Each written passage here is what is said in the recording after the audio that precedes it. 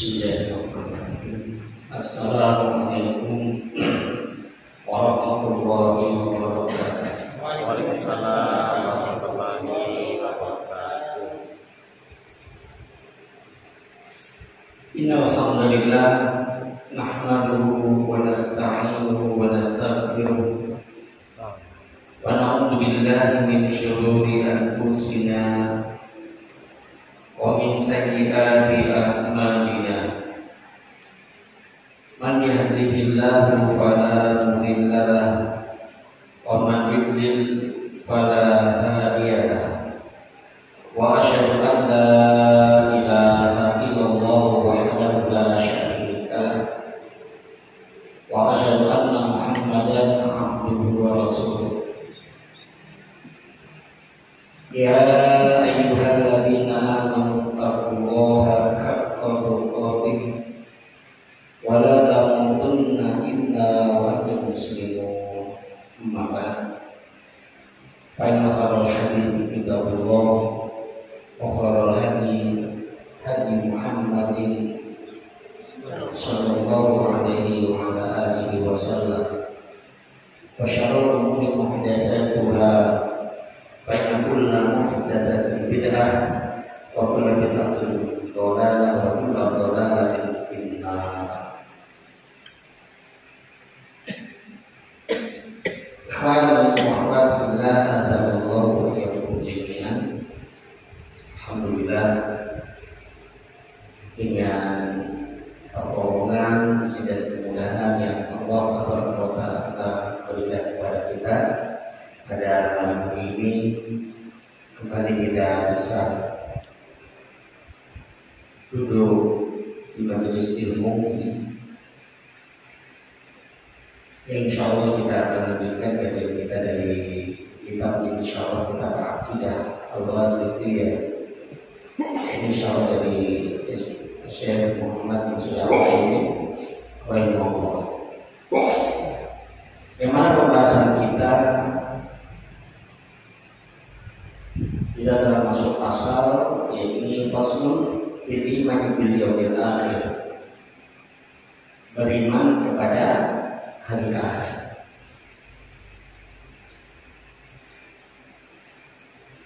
Baik.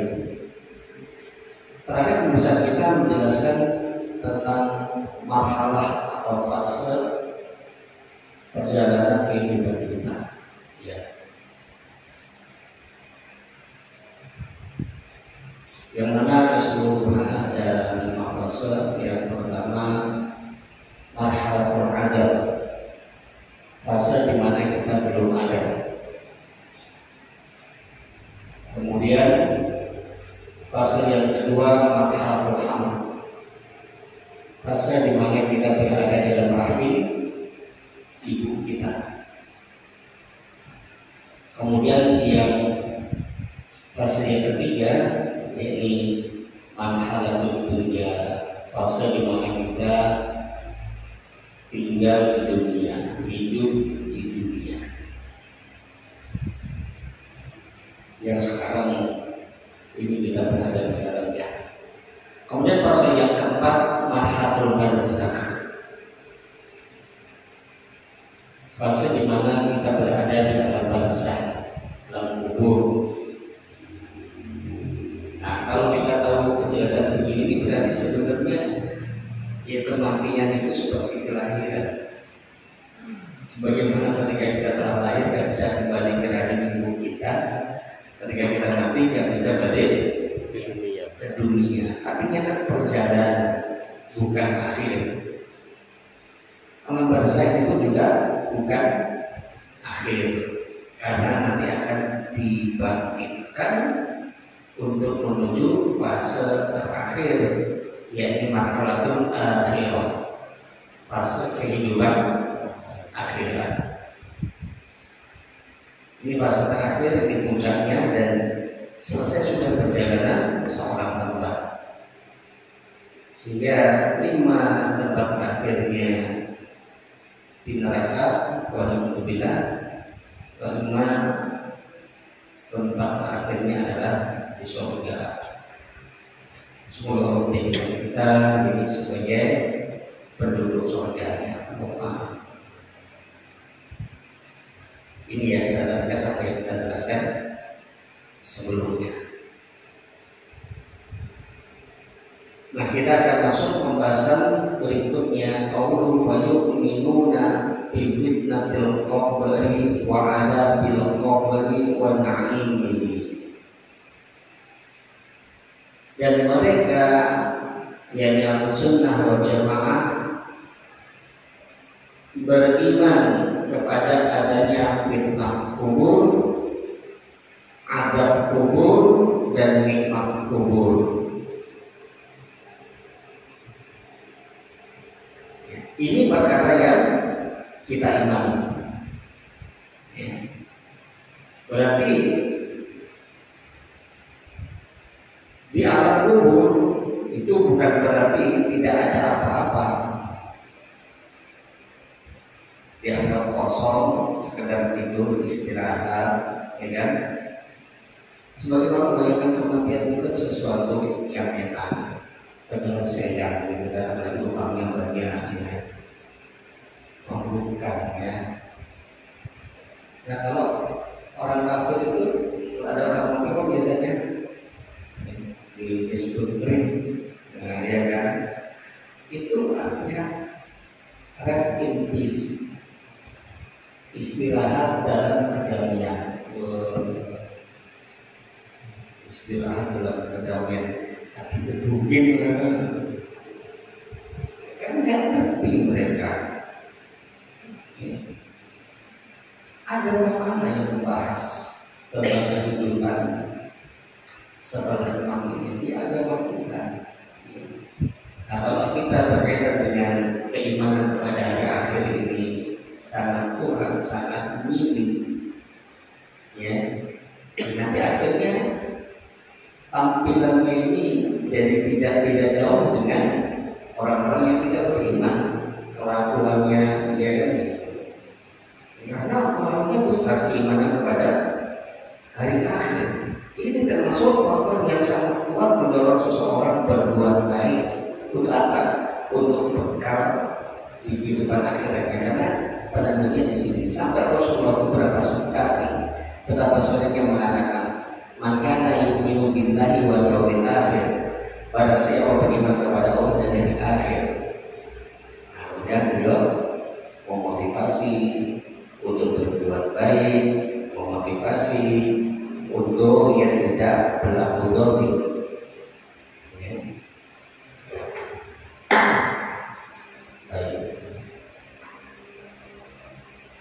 Al-fitnatu huna al-ikhtibar. Makna kata fitnah di sini yang dimaksud dengan fitnah adalah ujian. Fitnah kubur wal muradu bi fitnatil qabri so'alul mayyiti idza dufina an rabbihi wa dinihi wa nabiyhi. Sehingga yang dimaksud dengan fitnah kubur itu adalah pertanyaan yang ditujukan kepada mayit. Apabila dia telah dikuburkan, akan ditanya tentang siapa Rabb-nya, apa agamanya, siapa nabinya. Oh, istirahat. Begitu dikubur, diajukan kepadanya pertanyaan. Dan yang menentukan bisa tidaknya menjawab pertanyaan ini keimanan. Ya, iman dan amal soleh yang ketika hidup. Jangan diasumsikan seperti hari ini kita duduk di sini. Misalkan saya yang bertanya, antum yang bertanya dan menjawab. 1 menit kelar, ya kan? Selesai, lulus 100 nilainya. Gampang, ya kan? Gampang. Sekarang nggak usah dipikirin lagi kalau begitu pertanyaan kubur. Mikirin yang lain aja lah. Mikirin bisnis, mikirin ayo. Bukan begitu. Nanti akan dijelaskan bahwa ujian ini sangat-sangat berat. Ya.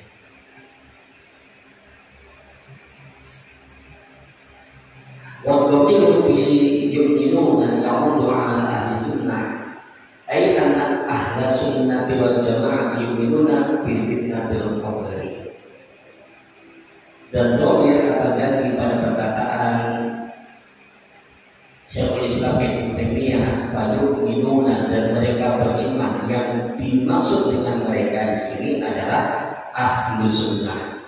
Artinya ahlu sunnah beriman kepada adanya fitnah kubur, beriman kepada adanya pertanyaan-pertanyaan yang ditujukan kepada mayit di dalam kubur. Padahal dari dalam kitab wa sunnati 'alaiha. Yang demikian karena berdasarkan kitab Allah Al-Quran Al-Karim dan sunnah Rasulullah Sallallahu Alaihi Wasallam. Baik, kemudian dijelaskan berikut. Amma kitabu, fafi qauli ta'ala, adapun dari kita yang dari Al-Quran adalah firman Allah Subhanahu Wa Taala dalam surah Ibrahim ayat 27. Yusabbitu Allahu alladziina aamanu bil qawli tsabiti fil hayatid dunya wa fil akhirah. Allah Subhanahu wa taala menyebutkan iman orang-orang yang beriman dengan kalimat tauhid dalam kehidupan di dunia dan di akhirat. Fa inna hadza fi fitnatil qabri. Sesungguhnya ini adalah berkenaan dengan fitnah kubur, berkenaan dengan pertanyaan-pertanyaan kepada mayit di alam kubur. Kama sabata fi sahihain wa ghairihima min hadits al-Barra ibn Azib an Nabi sallallahu alaihi wasallam. Sebagaimana hal ini juga telah disebut di dalam Sahih Bukhari dan Sahih Muslim dan yang lain dari hadis Al-Bara bin Azib radhiyallahu anhu dari Nabi Muhammad sallallahu alaihi wasallam yang menjelaskan hal ini. Ini kalau tidak dengan bekal keimanan, bagaimana bisa mempercayai bahwa seorang orang mati kok malah ditanya anaknya di mana, siapa yang nanya, dan seterusnya dan seterusnya. Tak mudah mengimani hal yang seperti ini. Jadi kalau kemudian kita bisa mengimani, itu ketika memang Allah yang memberikan hidayah. Berapa banyak orang itu untuk mencari kebenaran sampai berpindah-pindah negara, ya, pindah agama jadi Nasrani, pindah jadi Yahudi, pindah jadi orang Hindu, ya kan, pindah jadi ateis, sampai akhirnya ya pindah dari seorang Muslim. Barulah bisa ya merasakan bedanya, menemukan ya kebenaran itu ada di dalam Islam. Kalau perjalanan kita dari mana? Dari Jawa, ya kan, ke Sumatera, transmigrasi, hanya hijrah. Sejak kami hijrah dari Ibrahim dari Ponorogo, kemana hijrahnya kan? Hijrah ini, Masya Allah, ada istilah syar'i gitu. Sampai saya kalimatnya seperti ini, ya. Apa bulan, ya kan?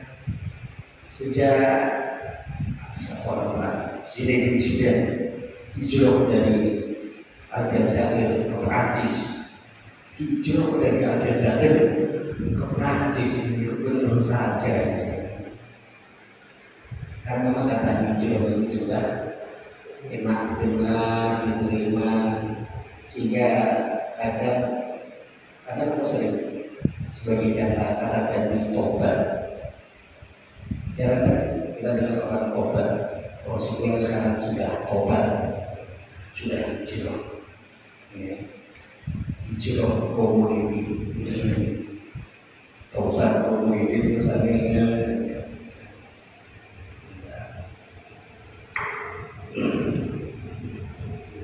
Baik.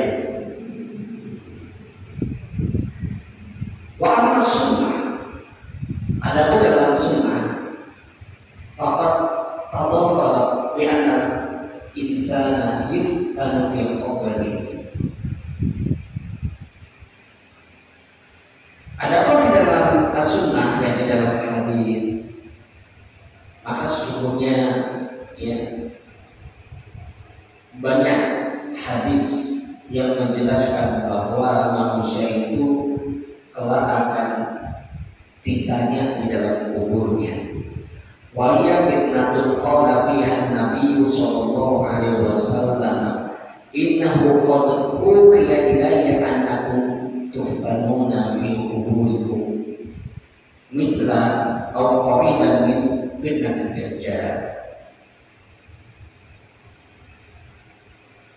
Dan itulah yang disebut dengan fitnah kubur, yang mana Nabi SAW bersabda, yang artinya sesungguhnya telah diwahyukan kepadaku bahwa kalian pasti akan ditanya di dalam kuburan kalian seperti atau mirip dengan fitnah Dajjal. Ibaratnya menghadapi fitnah kubur itu ya, sama dengan atau mirip dengan beratnya menghadapi fitnah Dajjal. Ini perlu diberikan penjelasan supaya kita tidak meremehkan ya, fitnah kubur. Saya waktu suka kemarin ujian agama cuma salah satu 99 benar. Ini cuma 3 kali, ya kan? Pendek-pendek pulang. Ya kalau saya tanya kan, ujian agama kemarin yang nanya siapa? Kan ya, yang nunggu siapa? Yang nunggu ujian siapa? Tahu nggak nanti kalau di kuburan itu yang nanya siapa? Belum tahu dia yang nanya siapa. Begitu udah yang nanya langsung rontok segala ingatan. Karena kalau beriman istilahnya apa? Ditentukan, ditetapkan. Yang itu pada dasarnya bisa menjawab, dan kemampuan untuk tetap bisa menjawab keimanan itu tetap ada, tidak goyah, tidak gugup, tidak grogi. Lah kalau tidak beriman, ya apalagi sudah tahu itu, apalagi tidak ini dosa kemana-mana soalnya ini kan, dan itu sudah tahu. Tapi begitu datang yang tidak bertanya, grogi, rontok, delay, pernah nggak mengalami delay? Kalau pengen itu kali-kali siapkan sebaik-baiknya. Aku cuma saja coba main gitu kan, nggak usah konteks, udah lancar kalau ya kan, nggak usah. Kalau di sini nggak boleh mungkin ada kesempatan di masjid Al-Hasan Karawang, lebih mantap lagi nanti. Kalau kita dapati ada orang ceramah, ya. Yang benar-benar blank itu susah jadi imam. Karena apa? Bro, ada yang ingin nggak bisa saking semangatnya orang, tapi semangat dalam keberodian itu kelihatan dari kitab-kitabnya itu kan. Apa yang sebagaimana Allah Ta'ala Wa ma khalaqtul insa wal jinna illa liya'budun. Di bawah mimbar ada jamaah. Wa ma khalaqtul jinna wal insa. Ini salah tadi. Wa ma khalaqtul insa wal jinna illa liya'budun. Ini ya. Ulang. Wa ma khalaqtul jinna wal insa. Masih salah lagi. Wa ma khalaqtul insa wal jinna illa liya'budun. Ada sederhana, simpel, ada yang mandu ya kan, mengerti, ya insa. Sampai akhirnya kan, ya pokoknya seperti itulah. Wah, maksudnya seperti itulah. Bahasa kita awal-awal gitu. Ya nggak bisa, ya kan? Yang perlu buka besar, yang kakak, pelan-pelan. Kita cek dulu ya. Saatnya dia makanya nggak usah itu yang bikin kawan-kawan gitu kan. Itu masih penting karena orang paham. Oh, yang maksud ini bisa mengingatkan. Karena nggak ada yang berbeda semua, ya kan? Kesalahan tetap kesalahan. Saya pernah pas juga. Jadi ini pas saya di belakang imam, habis baca Al-Fatihah. Kemudian ada surat yang Bismillahirrahmanirrahim. Kalimat yang pertama diucapkan itu apa? Bahkan hadisnya Bismillahirrahmanirrahim. Akhirah imamnya. Saya di belakang ini di mana? Kalau bapak ini. Akhirah. Saya bilang, kalau dia sudah baca kan enak dia dari mana? Itu pun kalau kita hafal ya ada. Setelah kalau mau baca apa? Apakah kita lagi bukan di itu maksudnya. Ini di dunia masih mau mengatakan kalau kita ayo. Nah kalau begini ya sudah mengatakan mau baca apa yang seperti beda dengan kasus ya. Ya, intinya di sini hal seperti itu ya yang menentukan bukan sederhana. Wah ini sudah hafal di luar kepala. Iya percaya dalam kondisi normal. Makanya Rasulullah kalian pasti akan ditanya di kuburan kalian seperti fitnah Dajjal ya. Fitnah kubur itu seperti fitnah Dajjal. Apa seperti fitnah Dajjal? Fitnah Dajjal aqdamu fitnatin mundu khalaqallahu Adama ilahan. Aku masalah. Dan fitnah Dajjal itu adalah fitnah yang paling besar yang ada sejak Allah Subhanahu wa Ta'ala menciptakan Nabi Adam sampai nanti terjadinya kiamat. Fitnah Dajjal, kemunculan Dajjal itu adalah fitnah yang paling besar, paling berat. Ya kita kan banyak di dalam fitnah. Fitnah wanita, fitnah harta, fitnah jabatan. Ini berat memang, tapi yang paling berat adalah fitnah Dajjal. Sampai-sampai Allah mengajarkan kepada setiap kita berdoa kepada Allah memohon perlindungan dari buruknya fitnah Dajjal. Sampai-sampai yang di berita Rasul apa? Menghindar.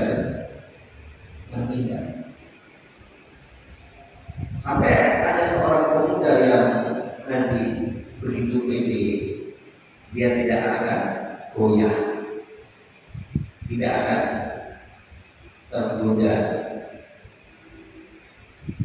Ditemui Dajjal. Akhirnya apa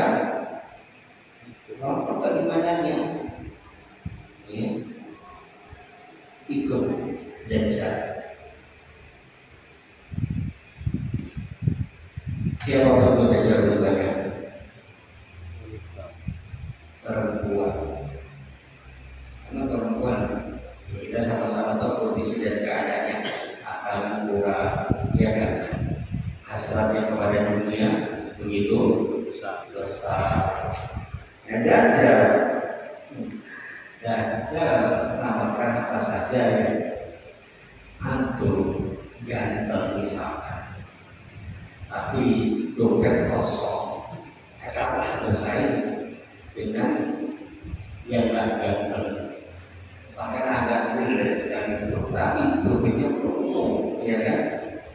Rekeningnya penuh, percaya? Apalagi yang datang bulan tentunya. Dan siapapun tahu Rasulullah tidak terlalu memberikan ciri-cirinya. Makanya buta sebelah, ada tulisan kafir begitu. Apa kemudian kalau sudah dikasih tanda-tanda begitu seseorang akan selamat juga? Belum tentu. Kok bisa? Ya, tentu orang akan mati. Karena jelas ada tulisan kafir, berarti itu Dajjal bahaya. Mau sekarang saja ada tulisan merokok membunuhmu, itu juga tetap dibeli kok. Dulu awalnya nggak kayak begitu, kalimatnya merokok dapat menyebabkan impotensi dan ada semacam-macam masalah penyakit kanker disebut nggak mempan. Sekarang dibikin, ya kan? Pendek adalah merokok membunuh, nggak mempan. Jadi kita bisa memahami yang mengerti kenapa tetap akan terbit rumah. Baik. Kama fi sahih Muslim an Imran Ibnu Husain radhiyallahu anhu qala sami'tu Rasulullah sallallahu alaihi wasallam yaqul ma baina khalqi Adam ila qiyam sa'ati amrun akbaru minad dajjal. Sebagaimana disebut dalam Sahih Muslim dari Imran bin Husain radhiyallahu anhu, beliau mengatakan, aku telah mendengar Rasulullah sallallahu alaihi wasallam bersabda, "Ma baina khalqi Adam ila qiyam sa'ah amrun akbaru minad dajjal." Tidak ada satu urusan, tidak ada satu perkara antara semenjak diciptakannya Adam sampai datangnya hari kiamat yang lebih besar daripada munculnya Dajjal ini. Jadi kalau Dajjal sudah muncul, semua tempat disebabkan bunga raya juga siap ini didatangi yang ke mana?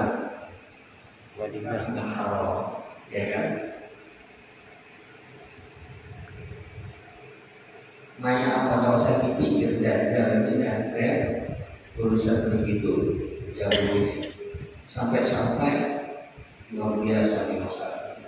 Hari pertama keluarnya Dajjal itu waktu berjalan seperti satu tahun. Benar ya? Sudah pindah Dajjal, waktu berjalan begitu lambat, sangat lambat. Hari pertama keluarnya Dajjal itu sama dengan satu tahun. Kita pengennya kan kalau ada masalah waktu itu segera berputar berjalan, ya, biar cepat selesai kan gitu. Bukan sendiri nggak bisa, sebagian lainnya tinggal tidur berjalan, tapi tidak jadi setahun. Sampai pada saat ada yang bertanya, terus sholatnya kayak mana? Apa cukup 5 kali? Ya Rasul, ya tidak cukup 5 kali. Keburu nanti. Kalau 5 kali 365 hari, sholatnya itu bagi 5 70 hari baru sholat. Apa boleh baru semua, tapi perkiraan. Namanya diperkirakan ya 300 saja lah. Ya, besok awal 300, barulah 365 hari kali 5 itu sholatnya. Terus maghrib saja, namanya diperkirakan masih nanya. Pakai aja bisa ya.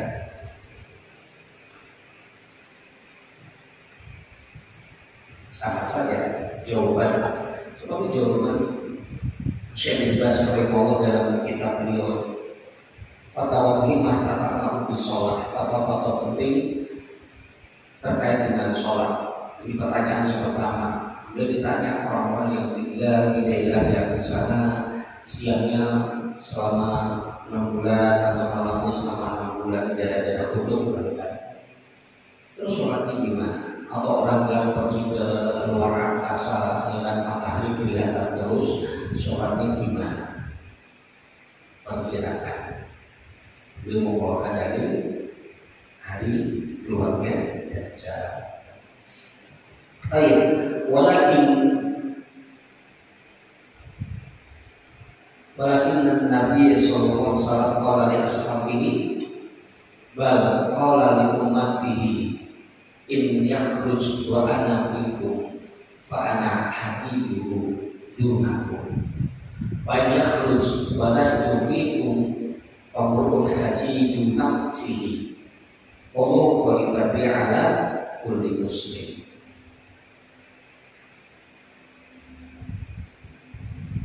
Akan tetapi Nabi kita Muhammad SAW telah mengatakan kepada para sahabatnya, bahkan teruntuk umatnya, jika Dajjal keluar sementara Abu Talib masih ada di tengah-tengah kalian, maka aku yang akan menghadapinya untuk kalian. Tetapi jika aku sudah tidak ada, di antara kalian, maka setiap orang mesti membela dirinya sendiri, dan Allah adalah yang akan melindungi setelahku atas setiap muslim. Ini dengan Dajjal. Wa ma'adzalika fa inna nabiyyana Muhammadan sallallahu alaihi wasallam a'lamana kaifa nuhaju wa a'lamana bi awsafihi wa mizatihi hatta ka'anna musyahidu ru'ya aynin wa bihadil awsafi wal mizat wa mizat astatiru'an nuhaju. Namun demikian, beliau sallallahu alaihi wasallam, Nabi kita Muhammad SAW, juga telah mengajarkan kepada kita bagaimana kita ini menghadapi Dajjal, termasuk untuk menghindar, berlari, membaca sebagian surah Al-Kahfi, dan beliau juga memberitahukan kepada kita sifat-sifat Dajjal, ciri khas Dajjal, keistimewaan atau kelebihan Dajjal, tipu daya Dajjal, yang banyak. Rasulullah memberikan penjelasan sampai-sampai seakan-akan kita ini menyaksikan keberadaan Dajjal itu dengan mata kepala kita sendiri. Maka dengan kita mengetahui sifat-sifat ini, ciri khas Dajjal tersebut, maka ya insyaallah kita akan bisa menghadapinya. Artinya ketika dia keluar, kita tahu apa yang harus dilakukan. Untuk Dajjal kita lalui, menghadapi maju kemudian ya, bukan begitu maksud. kita tahu bagaimana kita mesti bersikap. Maka kan ada dan sebagian orang sering menghubungkan banyak orang menghubungkan simbol-simbol yang ada. Dajjal diidentikan dengan mata satu. Di Arab itu kan banyak simbol mata satu. Polisi itu ada mata satu itu menunjukkan kasih sayang Allah. Tapi mereka tidak suka dengan negara Arab Saudi, dihubungkan ke sana. Apa hubungannya dengan Dajjal? Dajjal itu bukan mata satu.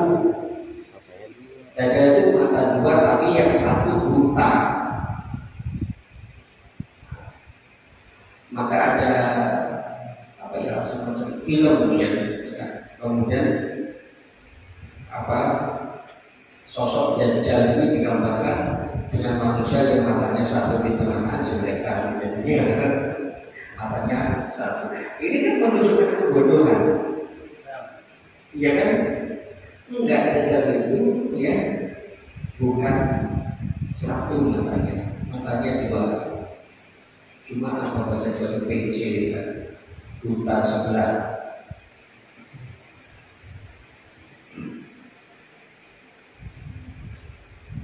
Walihada naqul inna fitnat Dajjal a'dhamu fitnah atau a'dhamu fitnah. Oleh karena itu kami katakan sesungguhnya fitnah Dajjal adalah fitnah yang paling besar. Wa Rasulullah sallallahu alaihi wasallam qala innakum tuftanuna fi quburikum mithla aw qariban min fitnatid Dajjal. Sementara Rasulullah Muhammad sallallahu alaihi wasallam bersabda, sesungguhnya kalian akan diuji di kuburan kalian seperti atau mirip dengan fitnah Dajjal. Ma'aqwaha min fitnah. Betapa besarnya fitnah kubur ini, betapa dahsyatnya fitnah kubur ini. Dari sini saja kita tahu nanti kemana langkah berikutnya. Padahal ya Allah, perjalanan ini untuk benar-benar sampai ke marhalah yang terakhir, yaitu akhirat. Sejak seseorang mati itu butuh bahkan ribuan tahun. Hidup kita nggak sampai 100 tahun. Ada ya 1-2 sedikit saja dia kan, itu pun sudah nggak bisa apa-apa. Ya alam bahasa saja. Para sahabat itu sudah dikubur 15 abad yang lalu, masih nunggu. Kan ya, mbah-mbah kita, bapak ibu kita yang sudah meninggal, sekarang sudah di alam barzah, mereka masih menunggu. Jadi sudah ada yang menunggu ratusan tahun, sudah ada yang menunggu ribuan tahun. Dalam keadaan yang imam mendapatkan nikmat, imam mendapatkan adab.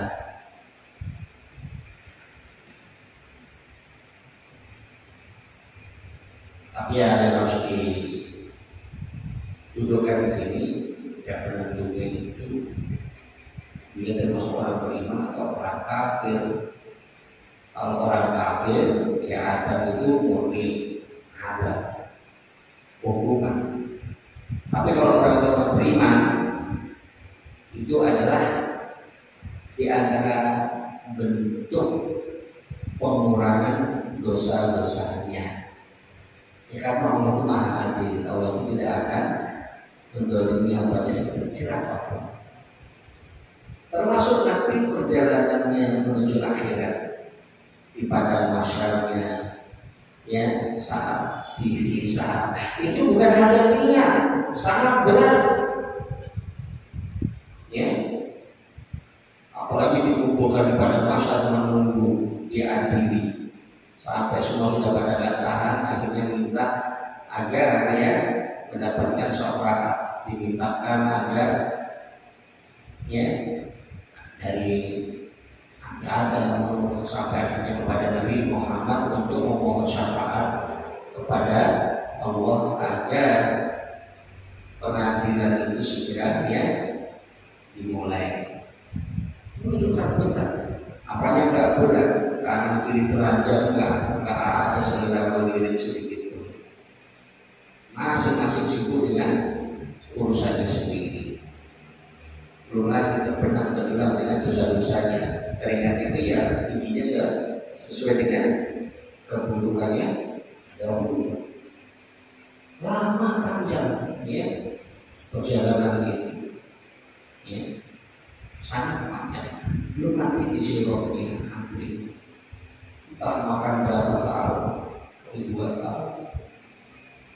Masa perjalanan ini panjang begitu kita tidak mempersiapkan berkalian? Benar. Baik. Jadi Abdullah min fitnah, betapa besarnya, betapa dahsyatnya fitnah kubur itu. Biar insan yang tahu fi hasu'ala alladhi la yumkinu jawaba alaihi illa ala asasin matinin minal aqidati wal amal salih. Karena manusia pada saat itu menghadapi pertanyaan yang tidak mungkin dia bisa menjawabnya, kecuali kalau dilandasi dengan landasan yang sangat kuat, yakni berupa akidah yang benar dan amal yang soleh. Nah, itu menentukan bisa atau tidaknya menjawab pertanyaan kubur ini.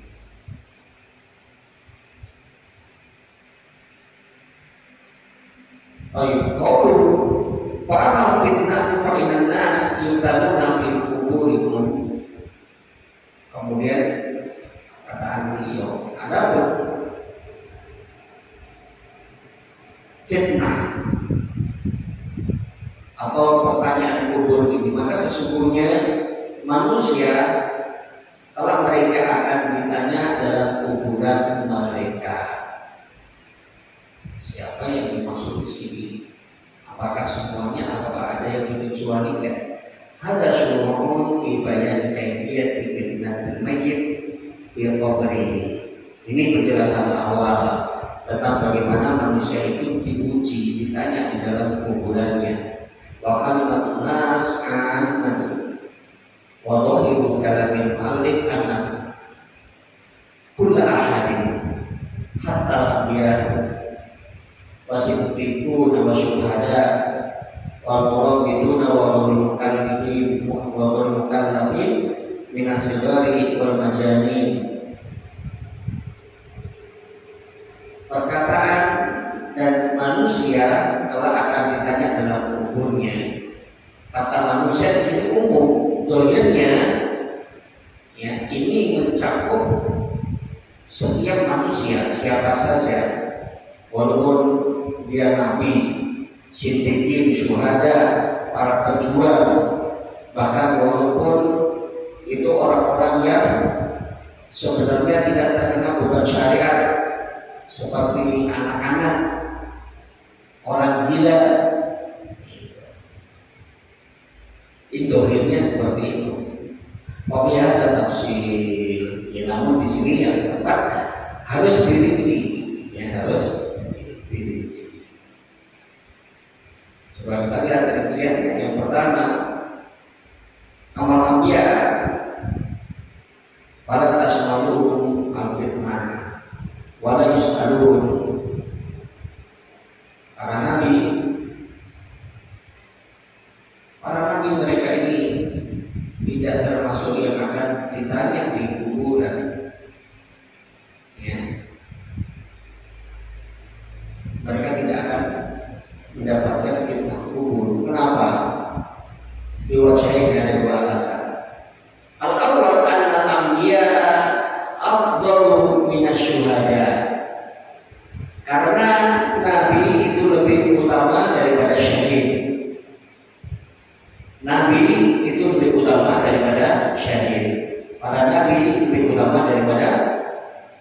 syuhada.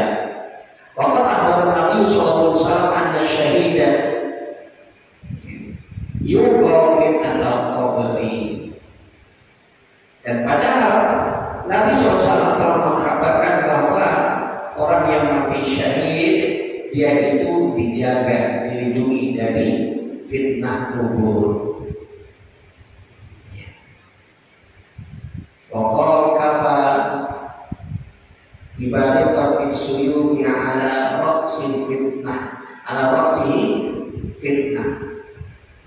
Akhrajul Nasai. Cukuplah kilatan pedang di atas kepalanya itu sebagai ujian baginya, sehingga tidak perlu diuji lagi di kuburan. Ya kalau yang syahid itu saja sudah tidak ditanya, apalagi yang tingkatannya lebih tinggi, yakni Nabi. Nabi itu kan tingkatan tertinggi ya. Tingkatan tertinggi di antara hamba-hamba Allah yang Allah berikan nikmat kepada mereka, petunjuk kepada mereka.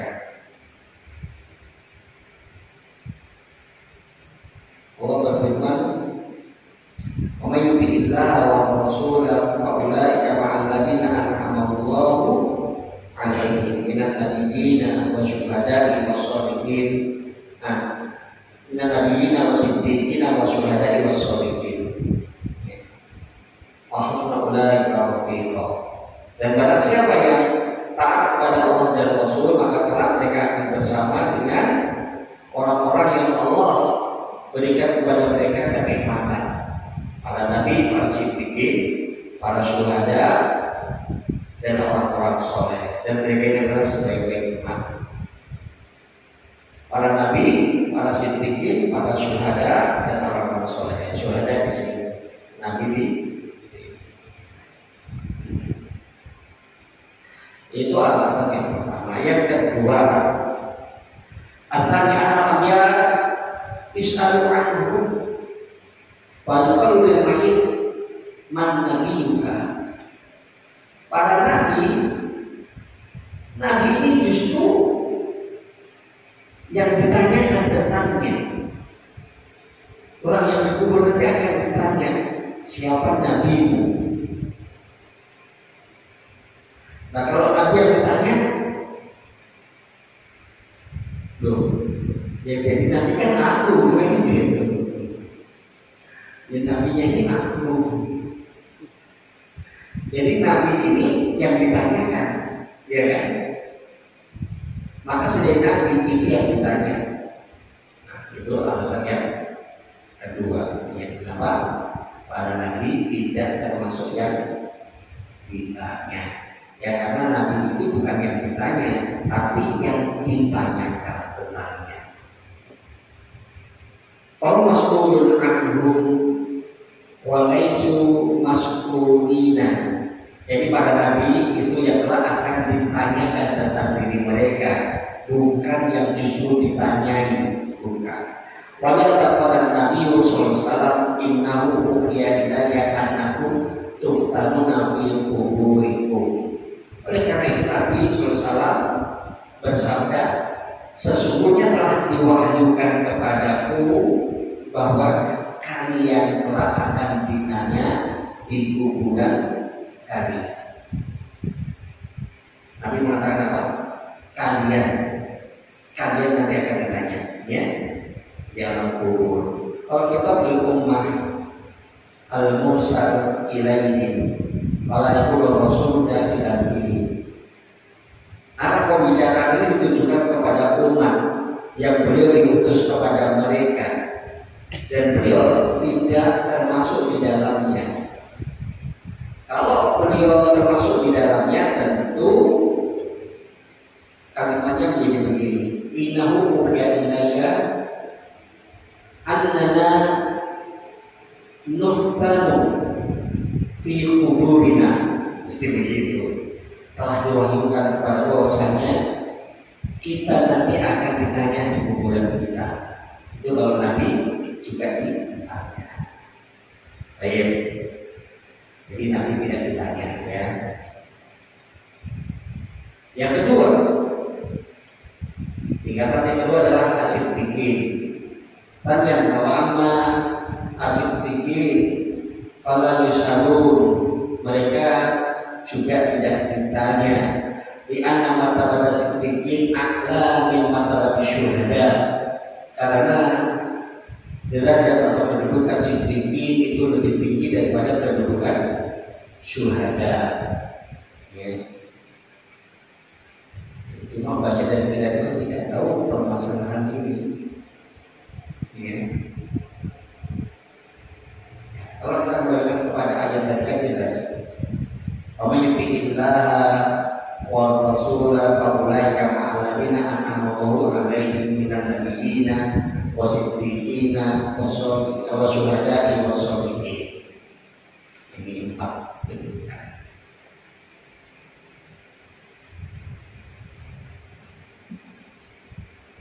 Fa'idha kana syuhada'u la yus'alun wasiddiquna min babi aula. Kalau para syuhada saja tidak ditanya, maka para siddiqun lebih utama lagi untuk juga tidak ditanya.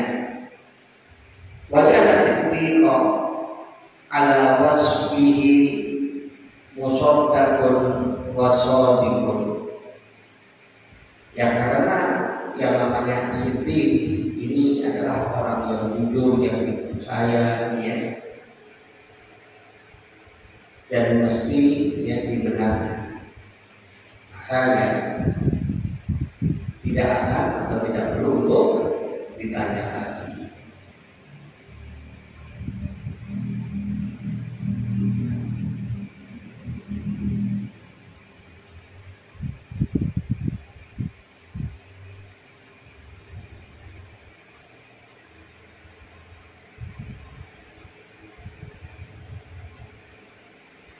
Kemudian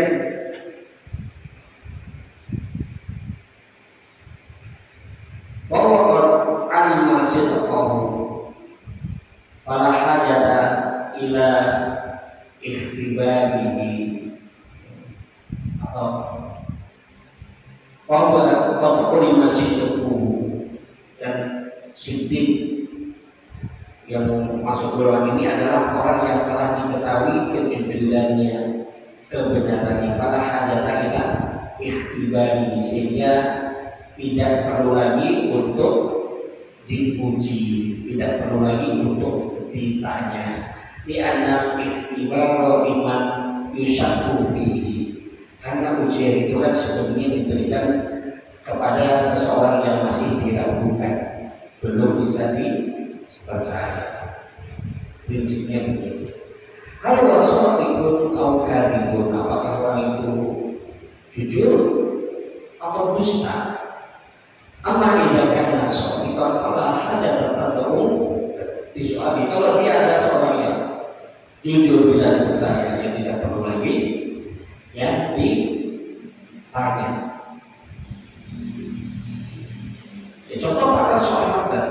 Para sahabat ini orang-orang yang telah diakui kejujuran dan kredibilitasnya, sehingga kalau hadis ini sudah sampai pada tabi'in, kemudian sampai pada sahabat, ya nggak boleh dicek ini orangnya bisa. Kalau ada orang masih mau ngecek sahabat, nah ini berarti dipertanyakan, ya dia ini siapa.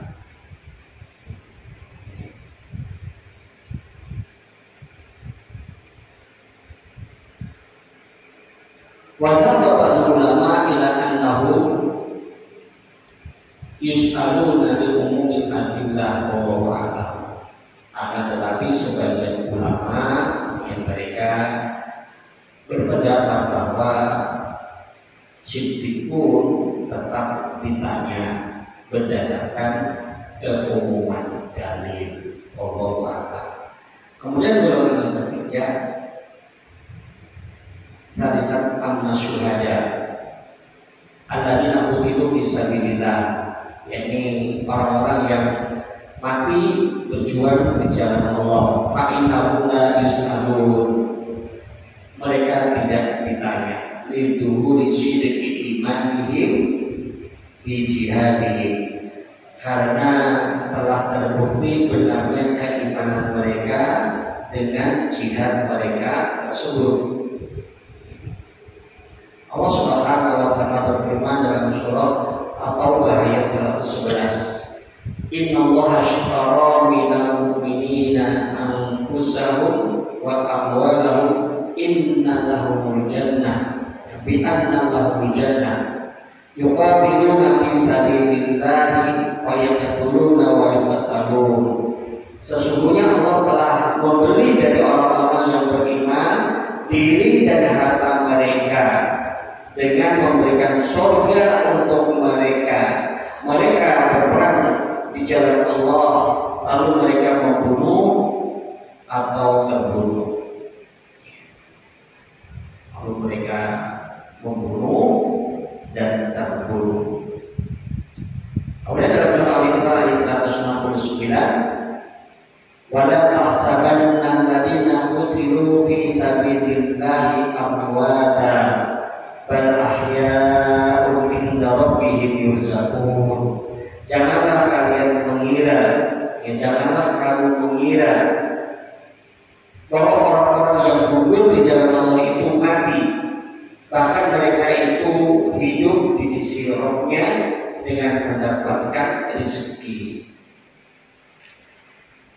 Waqala Nabi sallallahu alaihi wasallam bersabda, "Apa ibadah qatis suyufi ala ra'si fitnatan." Cukuplah kilatan pedang di atas kepalanya sebagai ujian.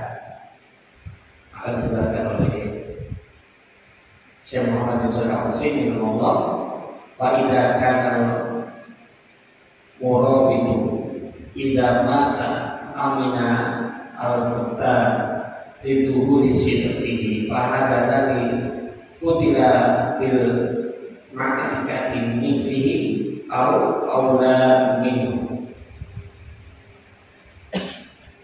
atau mithlu aula minhu. Apabila orang yang mereka berjaga-jaga, bersiaga,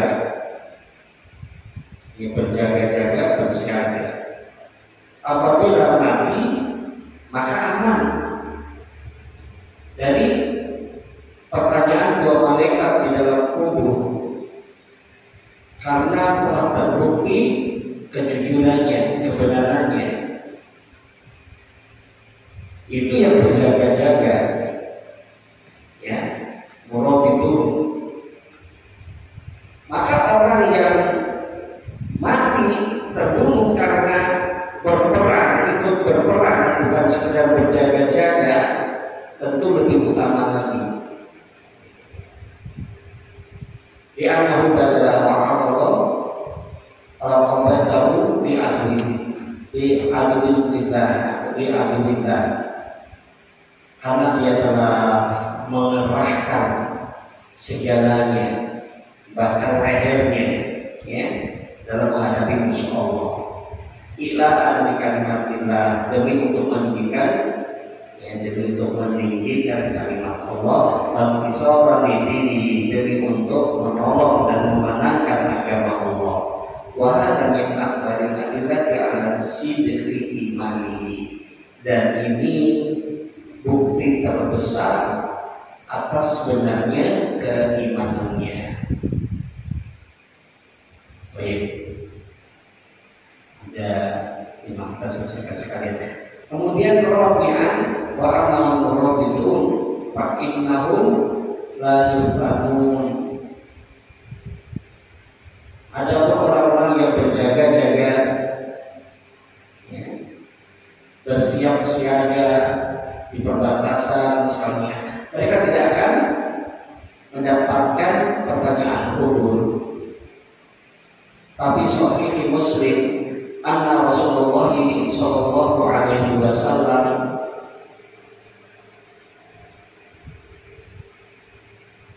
beliau bersabda, ribadu yawmin wa lailatin khairun min siyami syahrin wa qiyamihi wa imma tarja'u alaihi amaluhu alladhi kana ya'maluhu wa ujri alaihi rizquhu wa amina futan. Berjaga-jaga satu hari satu malam itu lebih baik daripada puasa dan sholat malam ya, selama 1 tahun.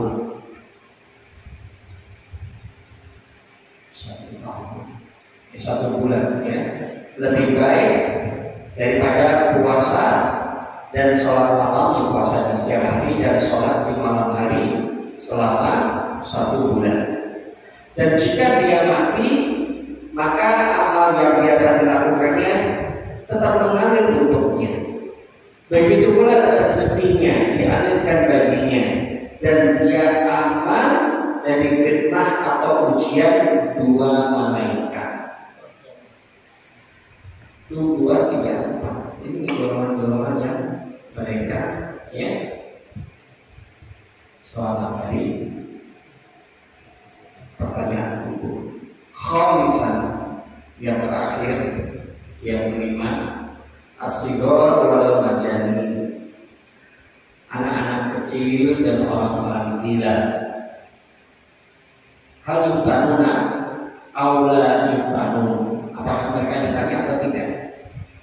Kalau kata ulama kita yuftanun, sebagai ulama mengatakan mereka itu ditanya didukulin bil umum.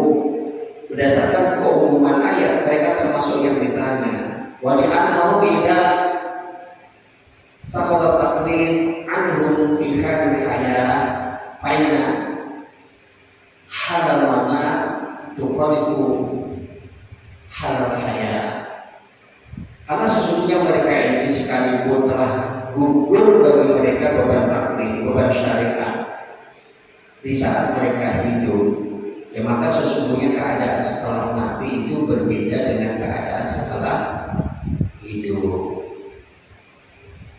Wakala ulama sebagai ulama mengatakan inna majanin wasilor la yus'alu, sesungguhnya orang-orang gila dan anak-anak kecil kelak mereka tidak akan ditanya li'annahum wadul karlawi, karena mereka tidak termasuk mukallaf yang tidak dikenai beban syariat.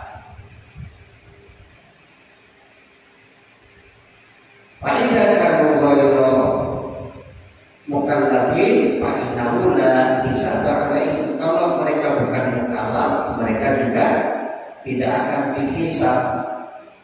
Illa hisaba illa ala makana mukallafan yu'aqabu ala ma'asi wa huwa illa yu'aqabu.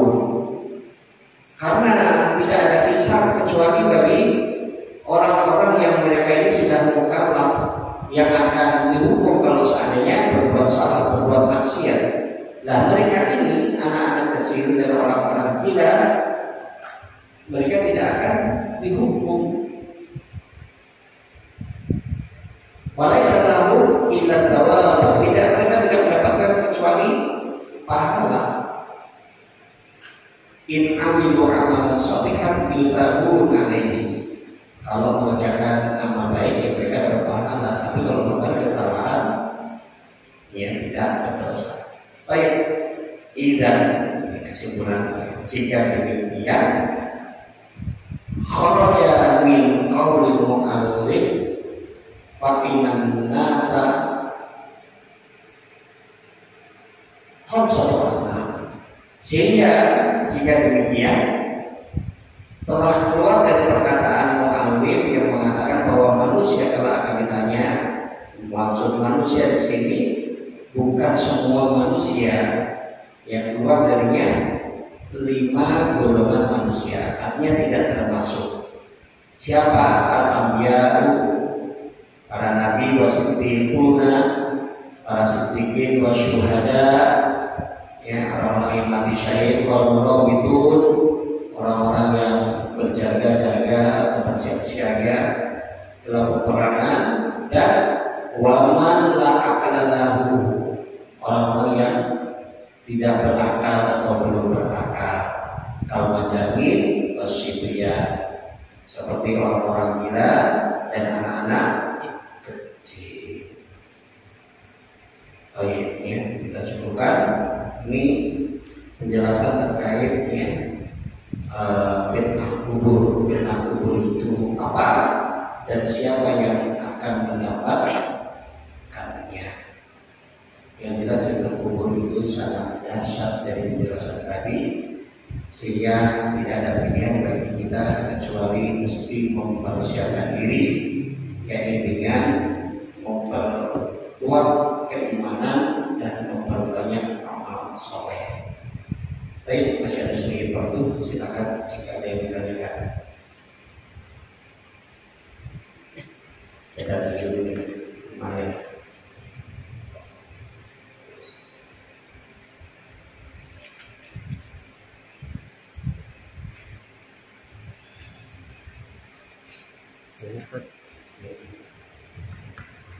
Mengenai Dajjal, apakah mengenai Dajjal itu bisa tidak selain Nabi Isa ada yang bisa membunuhnya selain Nabi? Kalau dari riwayat ya, yang membunuh Dajjal Nabi Isa, apakah hanya Nabi Isa aja yang bisa membunuhnya gitu? Nah, kalau keterangannya begitu, penjelasannya seperti itu, jadi kita tinggal mengimani, ya, termasuk kan dijelaskan ya, nabinya apa, di mana, siapa pembunuhnya, itu bagian dari keimanan, dan itu tidak akan meleset, tidak akan meleset. Semua apa yang dikatakan oleh Rasulullah tentang apa yang akan terjadi, ya, itu pasti terjadi. Kita masuk turunnya Nabi Isa, orang mau nggak percaya, ya kan? Loh, berarti sekarang gimana? Terus bagaimana? Terus makan nggak? Ini nggak? Terus akhirnya ketika ada yang bertanya nggak bisa jawab, nggak benar, kemudian dia tidak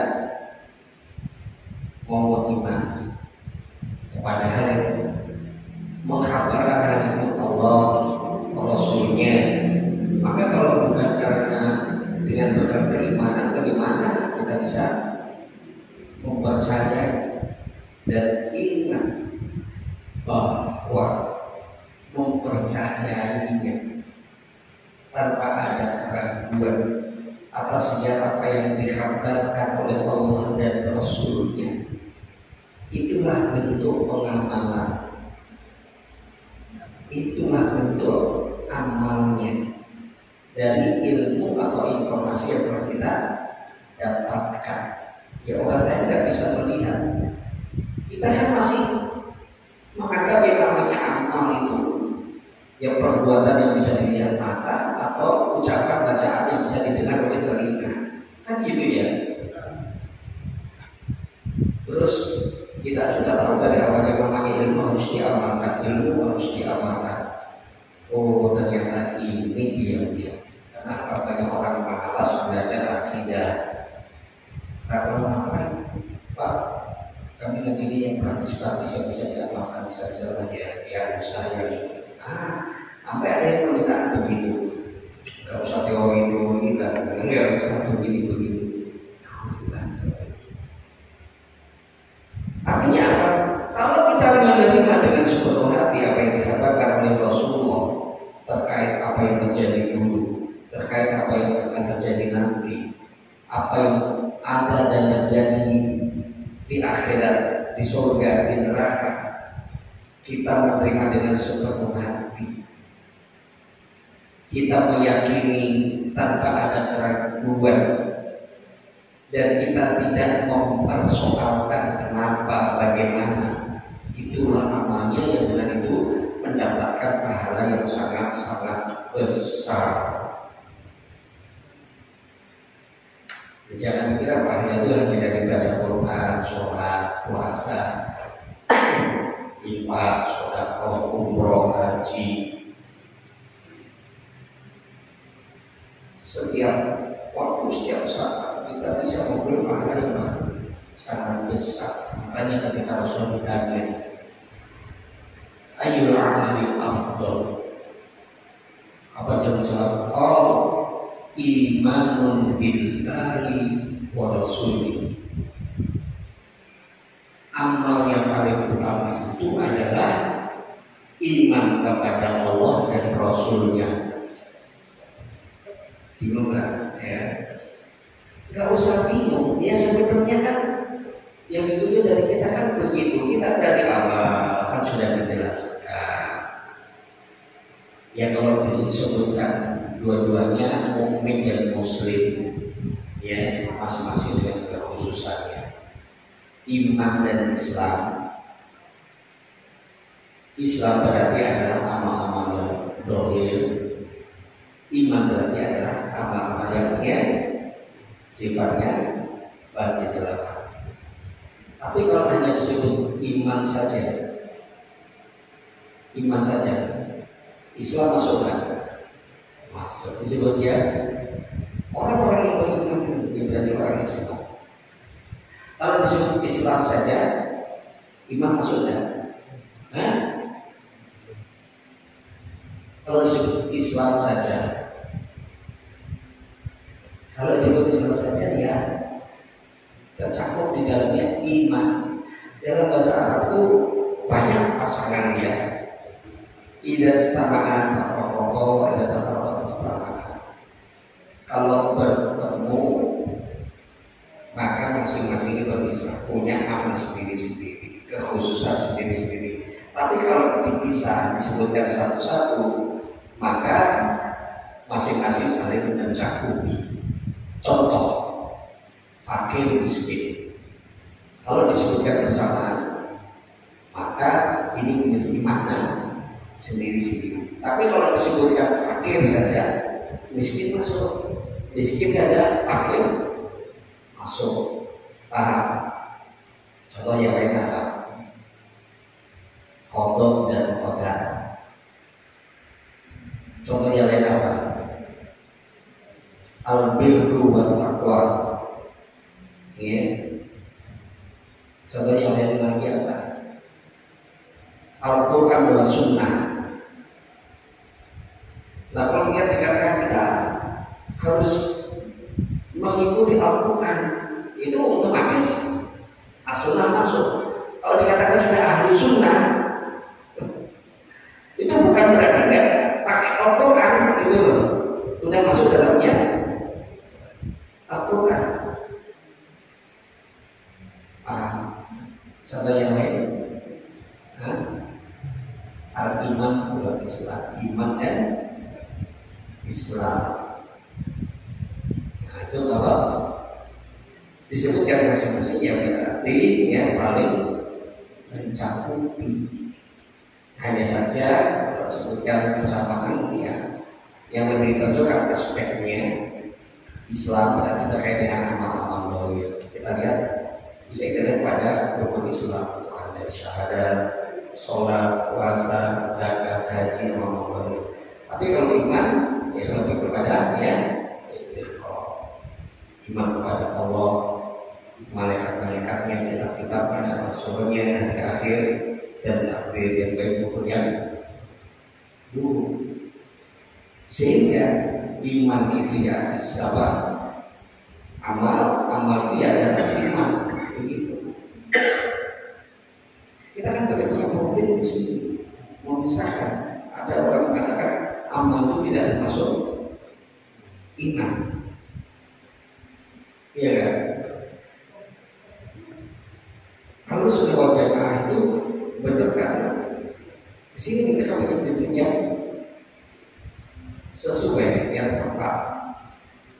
Kelompok yang menyimpang entah di sini, entah di kanan, entah di kiri, ya, mereka punya pemahaman iman itu sesuatu yang utuh padu, layak tabakat, layak tadasar. Tidak ada bagian-bagiannya, ya, tidak ada cabang-cabangnya, utuh pokoknya iman itu. Kalau sah kalau nggak tahu nggak Khawarij itu melihatnya dari sebelah sini, kalau orang Murji'ah melihat dari sebelah sini. Ada perbuatan zina, golongan Khawarij lihatnya itu berarti dari bentuk pelanggarannya. Oh, masya Allah, iman kok melanggar dosa besar zina, bukan beriman, kafir. Kalau orang Murji'ah melihat lebih dari sisi bahwasanya imannya itu tidak terpengaruhi oleh amal, ya kan? Imannya di manusia apa? Ya walaupun mau berzina, mau mencuri, imannya tetap sempurna, tidak terpengaruh. Itu harus sudah berjamaah. Ya semuanya itu kan identik, iman dan amal itu. Sholat itu ya iman ya amal, puasa ya iman ya amal, sedekah iman ya amal. Maka semakin bertambah amalnya, semakin bertambah imannya. Kalau kurang, kalau maksiat kurang. Orang bahkan iman bisa hilang oleh kita. Paham di sini ya? Sehingga iman itu juga adalah amal. Ini kan kita yang tanya, ilmunya banyak, amalnya nggak ada. Nggak ada. Imannya hati ini nggak ada amalnya. Amal itu apa kalau begitu? Padahal konsekuensi ilmu itu mesti diamalkan. Nah, kalau kita dapat sekarang ilmu terkait dengan sifat Allah, terkait dengan nama Allah, atau Allah berfirman lam yalid wa lam yulad, Allah itu tidak diperanakkan, ya, tidak beranak dan tidak diperanakkan. Ini ilmu yang sangat agung ini tentang tauhid. Qul huwallahu ahad, Allahus samad, lam yalid wa lam yulad wa lam yakul lahu kufuwan ahad. 4 ayat, tapi banyak dari kita masuk surat favorit sebenarnya. Tapi tidak apa, katakanlah Allah itu satu. Nanti berapa? Allah itu berapa? Itu berapa?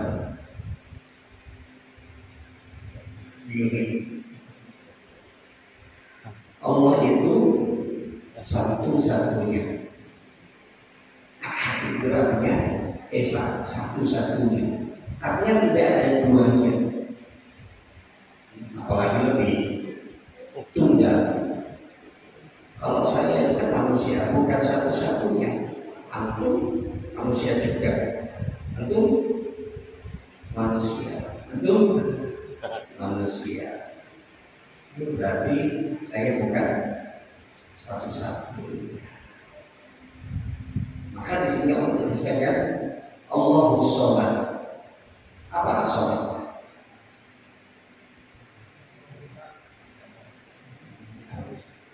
As-samad. As-samad ini sesuatu yang segala yang lain butuh kepadanya, tapi dia tidak butuh kepada segala yang lainnya. Dan yang seperti ini hanya Allah, satu-satunya. Lam yalid wa lam yulad, tidak beranak.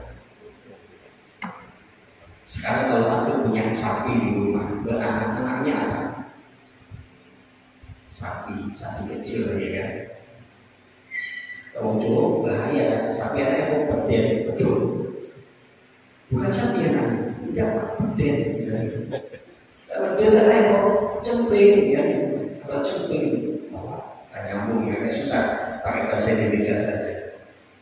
Sapi anaknya sapi, kucing.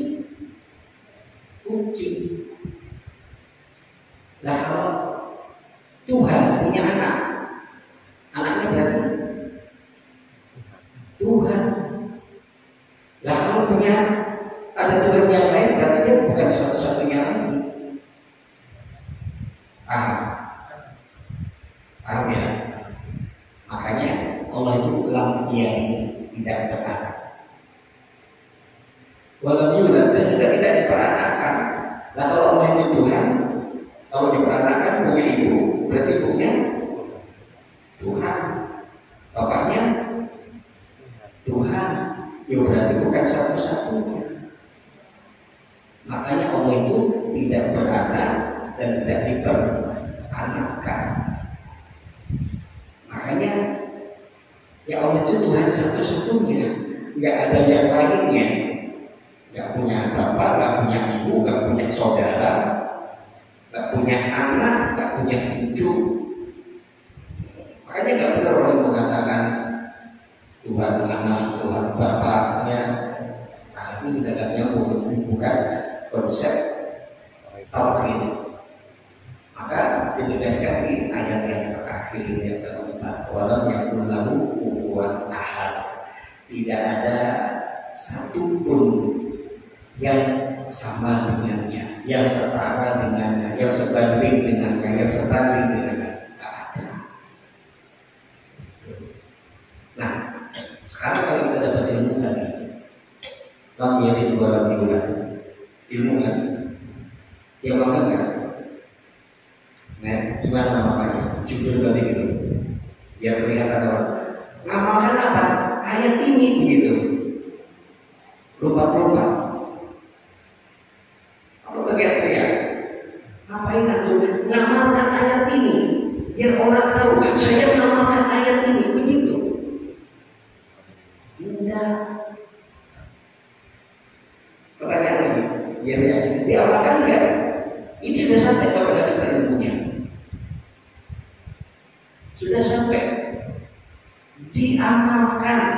Caranya itu tadi diterima sepenuh hati dan dijadikan keyakinan yang tanpa keraguan.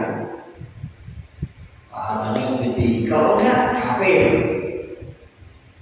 Kalau enggak diamalkan, enggak diyakini, apa jadinya? Enggak tanggung-tanggung, kafir. Atau enggak sedekah, itu tidak menjadi kafir. Tapi kelihatan mau beramal bagi orang 1 juta. Seperti orang Yahudi yang mengatakan Allah punya anak. Apa kata mereka anaknya? Usia. Orang Nasrani mengatakan Allah punya anak. Siapa anaknya? Katanya Isa. Kaum musyrikin juga mengatakan Allah punya anak. Siapa anaknya? Para malaikat. Para malaikat itu menurut kaum musyrikin adalah anak-anak perempuan Allah. Siapa Yahudi, Nasrani, kaum musyrikin, kafir yang mengatakan innal ladzina kafaru min ahli kitab wal musyrikin fi nari jahannam. Sesungguhnya orang-orang kafir itu siapa? Ahli kitab. Siapa ahli kitab? Yahudi, Nasrani, wal musyrikin, dan juga orang-orang musyrik. Kelak mereka akan menghuni neraka jahanam. Ya. Kalau ini nafinya, kalau mereka di dalamnya kan tidak ada iman. Ulai kamu syarul barikat, mereka adalah seburuk-buruk makhluk. Allah bisawab. Ya, mudah-mudahan paham seperti ini. Semangat kita belajar masalah akidah. Ya biarlah orang melihat amal kita sedikit, mengatakan amal kita sedikit. Silakan mereka menghitung amal kita. Biarlah Allah yang tahu. Karena sesungguhnya cinta kepada Allah adalah amal, takut kepada Allah adalah amal, rindu kepada Allah adalah amal, besarnya harapan hati kepada Allah adalah amal, keikhlasan itu adalah amal. Dan orang tidak tahu itu. Dan pahalanya besar. Ya karena Allah punya pahala dari amal-amal kita ini. Waliman khafa maqama rabbih jannatan, bagi orang yang takut sama hati ini akan berdekatnya untuknya 2 surga. Apa itu begitu ya? Surga ada buat siapa? Dan kabiman khasyiyah, untuk orang yang takut kepada ya walaupun boleh kalau cuma duduk di situ, ya kan? Ngapain di situ lagi duduk di situ, kan? barang yang kerjaan tentang kegiatan dia nggak ngerti. Wudhu itu sedang menahan diri supaya tidak berbuat maksiat, rasa takut kepada Allah. Tapi ada yang mengajak berbuat maksiat, dia mending dia melayan, tak usah ikut-ikutan. Sebelumnya dia lebih masjid, ya kan? Dan kita tidak ngerti apa yang dia makan orang. Dan saat ini pada amal yang paling lupa atas. Allah SWT kita cukupkan semoga bermanfaat. Wassalamualaikum